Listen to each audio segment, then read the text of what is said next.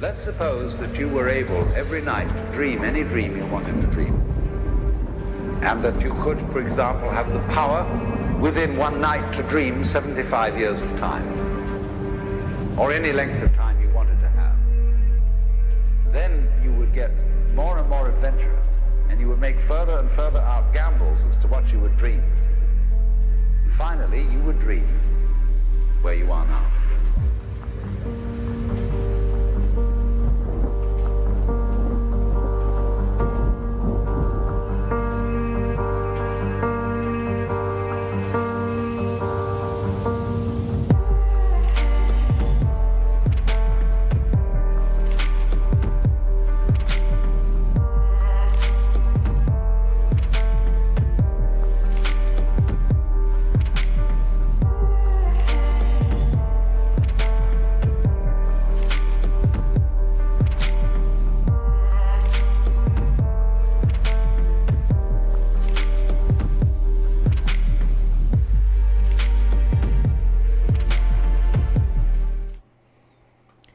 Greetings and good evening, folks, and welcome to SpaceWeek After Dark, this 123rd episode on July 10th, 2022.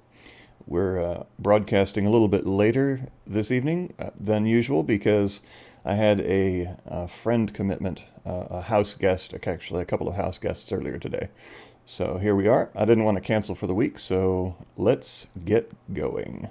Last week was fairly quiet, but there were a few events of note. First of all, the NASA's Capstone mission, which is the small spacecraft that was bound for a near rectilinear halo orbit around the moon as a pathfinder for the upcoming Lunar Gateway, which will be the Artemis waypoint on the way to human landings on the moon in the upcoming Artemis missions.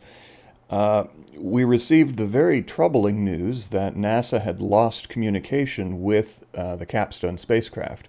So it was, of course, launched on an Electron rocket a couple of weeks ago, on its slow and long journey toward the moon, which was actually scheduled to not enter lunar orbit until November.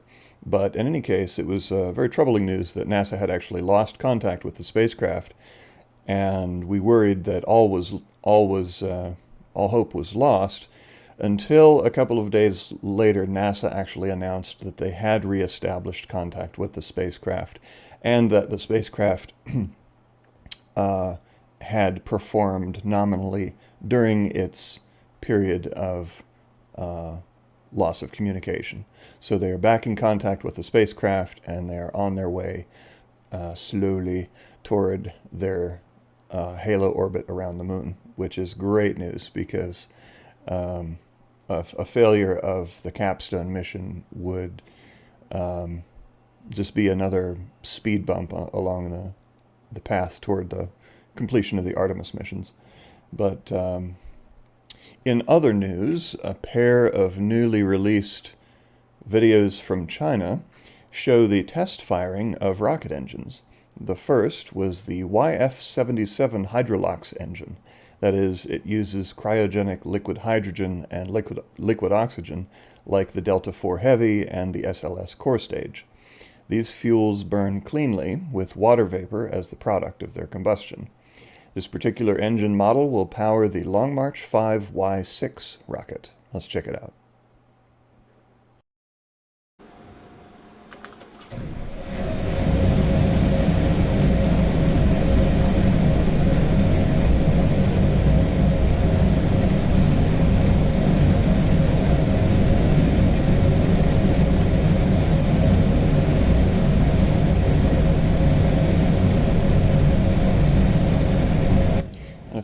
If you look at the exhaust there, you can kind of see some shock diamonds or mock diamonds. Again, hydrogen and oxygen, they burn very cleanly. And if you've ever watched the test firing videos of the RS-25 engine that was used on the space shuttles and that will be used on the SLS core stage, they have a similar exhaust profile. So let's fast forward to the flame out.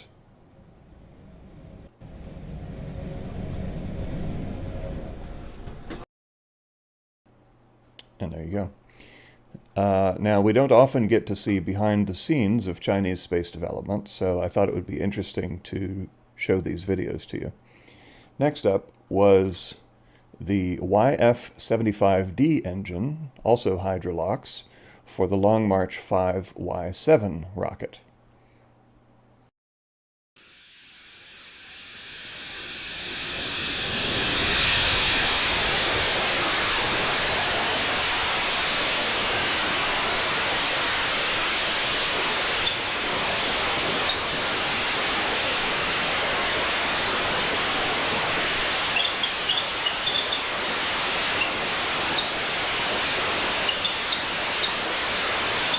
Apparently this engine is also powered by tropical birds.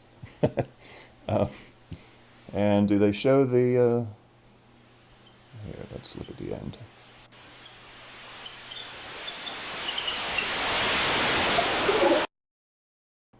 Boop, and we don't get to see any more than that. But, way to go, Chinese engineers. Now, our only launch with video this past week was on Thursday. A SpaceX Falcon 9 launched another batch of Starlink satellites into orbit from Cape Canaveral.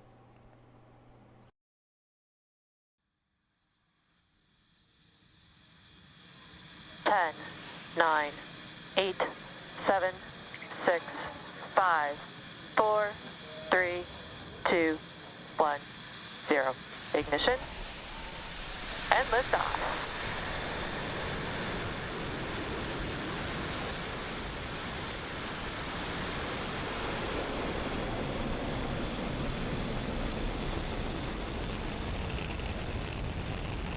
Stage 1 propulsion is nominal. Vehicle pitching downrange.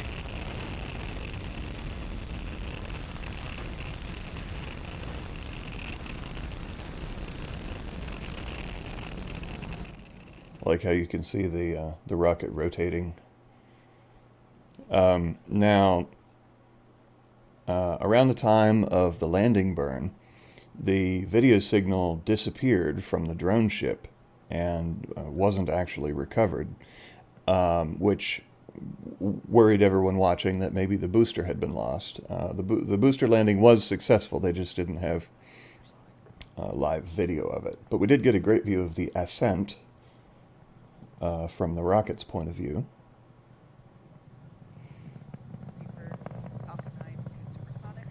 This launch did mark a milestone, though, because it was SpaceX's 100th reflight of a previously flown booster. Falcon 9 has reached max Q, the maximum dynamic pressure it will feel during flight. And that's actually it for last week. Now, if we take a look behind us, further back into space history, tomorrow, July 11th, marks the first anniversary of the first time there were 16 people from 7 countries on 3 different spacecraft, all in space at the same time, at least for a few minutes. On the ISS, from the USA, we had Mark Vande Hei, Shane Kimbrough, and Megan MacArthur. From Russia were Oleg Novitsky and Pyotr Dubrov. From France, Thomas Pesquet. And from Japan, Aki Hoshide. On the Tiangong Chinese space station, from China, of course, were Nie Haisheng, Liu Bomeng, and Tang Hongbo. And then on Virgin Galactic's Spaceship Two Unity 22, suborbital spacecraft, from the USA were David Mackey, Michael Masucci, and Beth Moses. From India was Sirisha Bandla, and from the UK were Sir Richard Branson and Colin Bennett. So that was a significant moment for the few minutes that the Virgin Galactic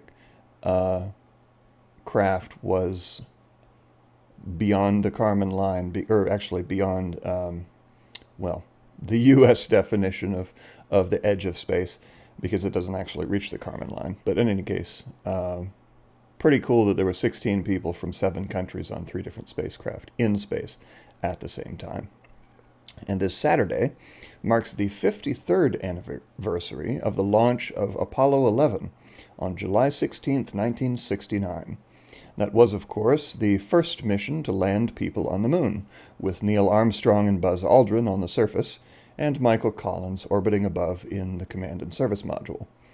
The landing itself took place on July 20th, with the splashdown 4 days later on the 24th. Now, looking ahead to this week, I will go ahead and refer to my calendar. Right after SpaceWeek, a short time after this episode of SpaceWeek, tonight, Sunday, July 10th, at 9:39 p.m. Eastern, 1:39 UTC, is a SpaceX Starlink launch from Vandenberg. What's noteworthy about this launch is that this is the first dedicated Starlink mission that will be deploying satellites into a new Starlink shell at an inclination of 97.6 degrees to the equator, with a drone ship booster landing. And so folks in California, that's at 9 p.m., so you might get a pretty spectacular display, because that's not too long after sunset. So Southern California, watch out. And that is just a short time after SpaceWeek, so make sure to tune in for that. Then tomorrow morning, on Monday, July 11th, at 6:54 a.m., 10:54 UTC, from the Arnhem Space Centre in Australia, which is owned and operated by Equatorial Launch Australia, is the suborbital launch of a Black Brant 9 rocket with the DEUCE mission, which is the Dual Channel Extreme Ultraviolet Continuum Experiment, which will, at least for a short period of time, while it's arcing on its ballistic suborbital trajectory, will observe Alpha Centauri A and B, our nearby closest neighbor star system.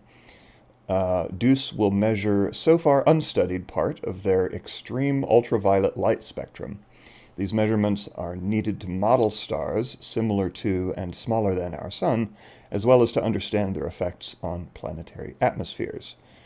And so this will actually be Australia's, on the Equatorial Launch Australia's website, they say it will be NASA's first launch from a commercial spaceport, but I don't believe that's correct, because I know that a NASA experiment has launched on Blue Origin's New Shepard rocket, which is a commercial suborbital spaceport, and this is also the Black Brant launch is also suborbital.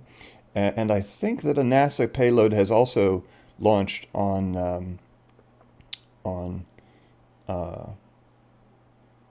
from Kodiak Island, Alaska, and so I know that the NRO has launched payloads on Astra rockets, but I think that NASA has as well. But in any case, it'll be a big deal for Australia, because Though they're a technological nation, they haven't had much presence in space thus far. Now, Black Brant 9, now we've seen Black Brant 12's launch before, but the Black Brant 9 is a two-stage sounding rocket, or suborbital rocket, with a Terrier first stage and Black Brant second stage. It can reach altitudes of about 600 kilometers, which is a couple hundred kilometers higher than the ISS, with payloads weighing from 400 up to 1,200 pounds. Interesting that they mixed their measurement systems there with the metric and imperial, but whatever. Godspeed, Black Brant 9. On Tuesday, this is going to be a busy week. On Tuesday, actually late Monday night, early Tuesday morning, at 1 a.m., well, the launch window is between 1 and 3 a.m. Eastern, or 0500 to 0700 UTC. We are expecting an Rocket Lab Electron launch from New Zealand with the NROL 162 mission for the National Reconnaissance Office, called WISE 1 Looks Ahead.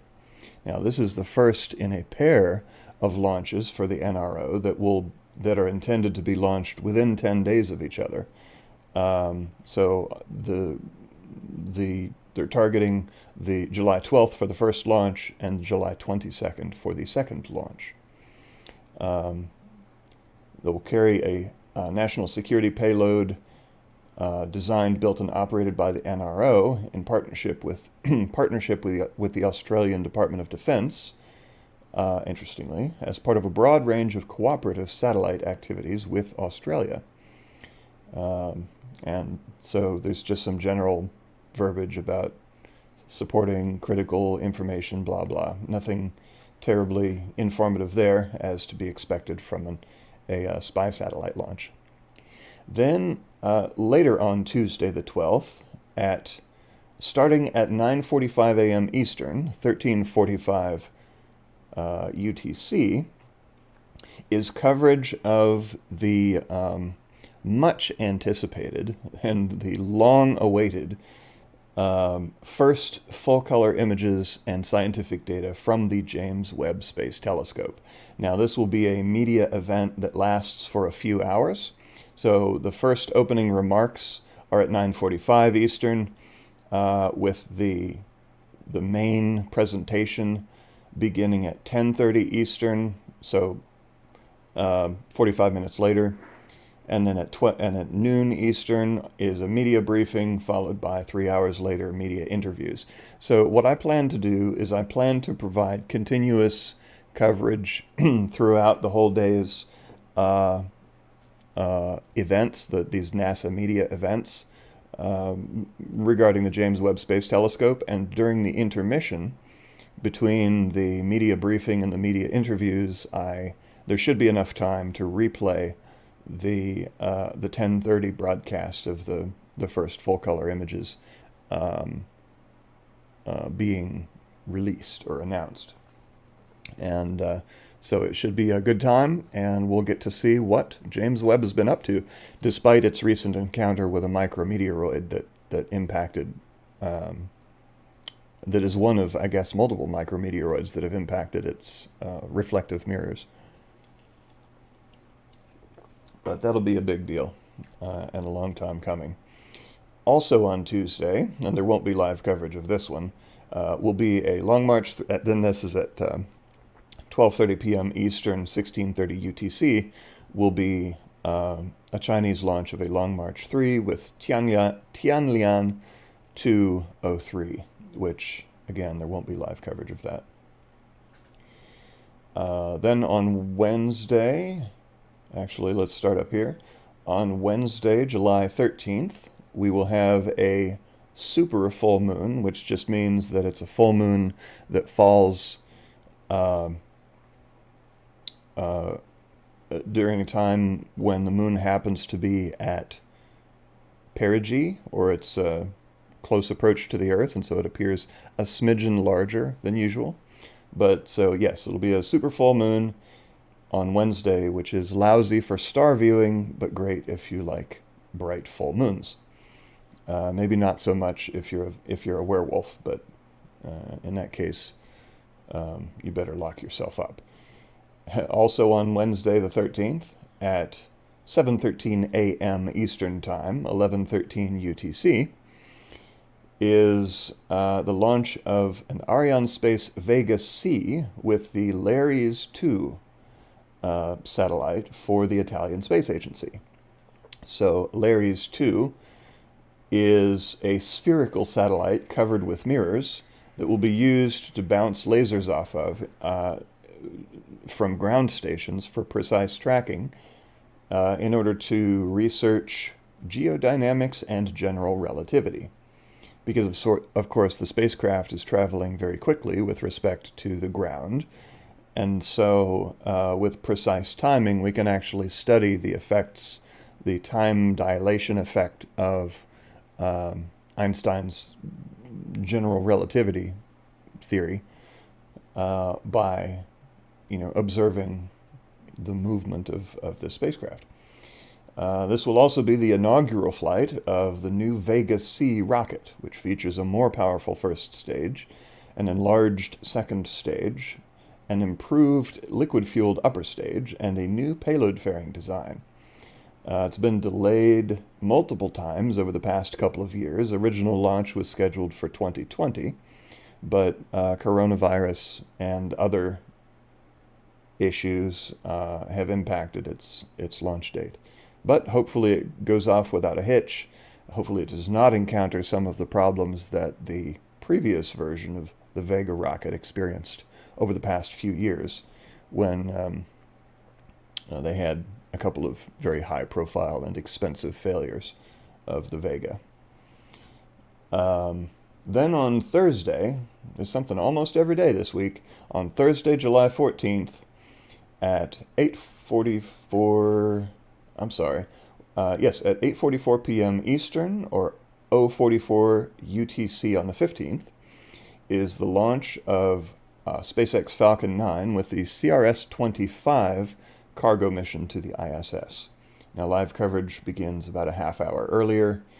This will be launching from Launch Complex 39A at Kennedy Space Center, and it will be supplying the ISS with supplies, consumables, research experiments, and so on.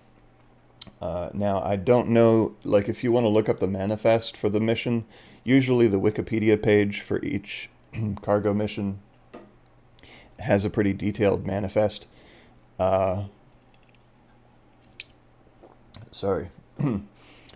I don't know if they've updated this one yet. But in any case, you can just go to Wikipedia and look up CRS-25, and whatever information is publicly available should be visible there.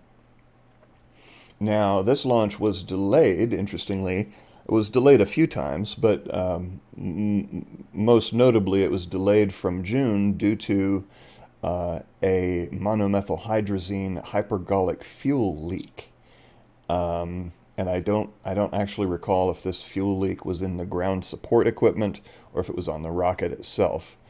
But in any case, apparently they got that under control, and so we're looking for a launch this Thursday. Now, it arrives about a day and a half later on Saturday, July 16th, with coverage beginning at 10 o'clock a.m. Eastern Time, 1400 UTC. That is, the SpaceX Dragon 2 CRS-25 will be arriving at the ISS. So look forward to that. And finally, this Saturday, July 16th, at 8 p.m. Eastern, or midnight UTC on the 17th, launching from Cape Canaveral Space Force Station, is yet another Falcon 9 rocket with the Starlink 422 batch of Starlink satellites. All right, so that last week might have been quiet, but this week is definitely making up for it. There is a lot going to be happening in the next few days. On a personal note, My elder child is beginning driver's education class this week, so I'm gonna have to, especially on Tuesday, in the middle of the James Webb live stream, I'm gonna have to transport them to school for that. Hopefully the live stream doesn't get me all tripped up. Now, I wanted to mention, for those of you who like to listen to SpaceWeek on the go, or who would like to listen to SpaceWeek on the go, it is also available as an audio podcast on Apple Podcasts, Amazon Music, Audible, Samsung, iHeartRadio, various others, and at spaceweek.libsyn.com. That's spaceweek.libsyn.com. Let me get to your questions. Hopefully you tagged my name, Raw Space, if you had any questions. That way we're sure to see them. Let's see, July 9th. That's yesterday. Oh, looks like it didn't capture our questions today, so let me just scroll up and take a look. Looks like we don't have too much. Let's see, how has Bennu? Okay, Mike Kretsch asks, how is Bennu? Bennu's doing great. He's still, mischievous as ever. He's found my kids' little plastic toy insects, and he's been tossing them all over the house, which is kind of funny. But let's see. Mad Matt says NASA recently posted a video about the asteroid Bennu being softer than expected.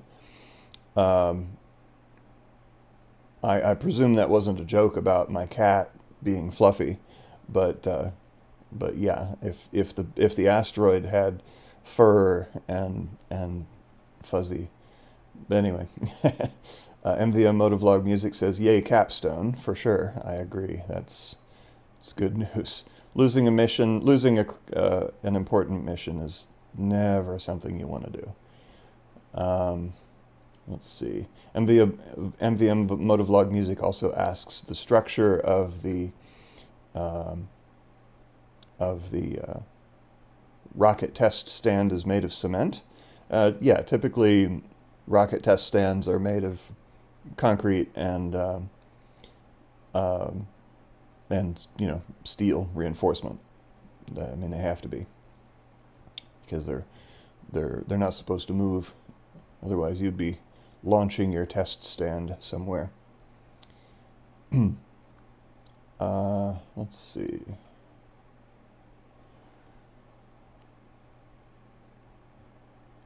Okay.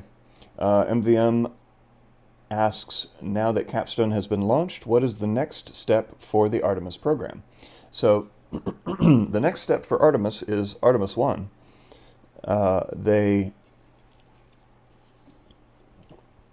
They don't have any more wet dress rehearsals scheduled that I am aware of. And so the next major event should be the launch of the Artemis 1 SLS rocket on a trajectory around the moon and then back, where it would, I presume they plan to splash it down, in the Pacific. But yeah, that'll be the next step, and that should be later this year. I mean, again, schedules change, but it should be later this year. All right.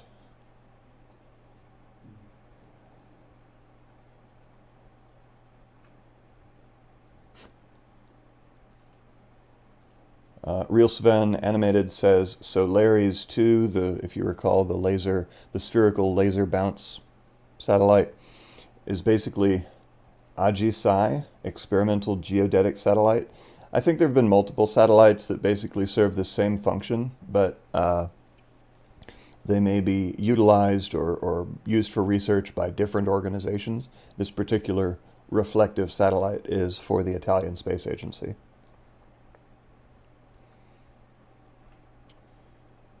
All right, so looks like We're a little bit light on questions this week, probably due to the late hour and most of our European listeners being asleep, our viewers being asleep. But I want to thank you all for coming, and make sure to switch over from this broadcast. As a matter of fact, let me go here and change this, doop-a-doop-a-doop, to Starlink launch. Okay, so this stream should automatically redirect you to the Vandenberg launch, which is beginning in less than an hour. The coverage is beginning in about an hour. So I hope to see you there. And until then, for the next hour, keep it raw, take care, be safe, and I'll catch you next time. Bye for now.